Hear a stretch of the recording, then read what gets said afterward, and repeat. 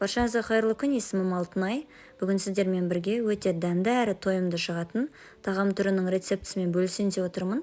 Ол үшін міндетті түрде видеоны соңына дейін қарап, каналыма тіркеліп, жанындағы қоңырау белгісін басып қойыңыздар.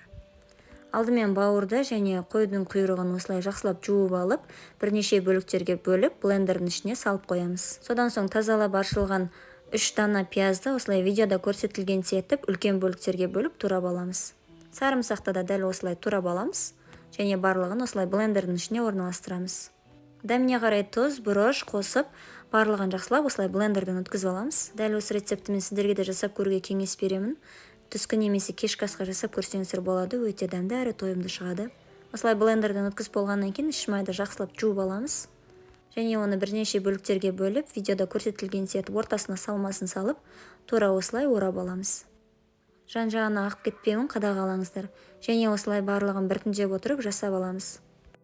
Егер рецептілер ұнап жатса, каналыма тіркеліп лайк басып, комментарий қалдыра кетіңіздер.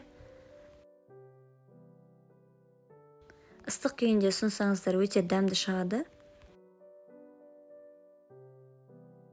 Барлығын осылай жасап болғаннан кейін алдын ала қыздырылып тұрған духовкаға 180 градуста 20-25 минутқа пісіріп аламыз. Тағамымыз дайын болды. Осылай үстіне өздеріңіздің қалауларыңыз бойынша әрлеп, әсемдеп ұсынсаңыздар болады. Барлықтарыңызға ас болсын.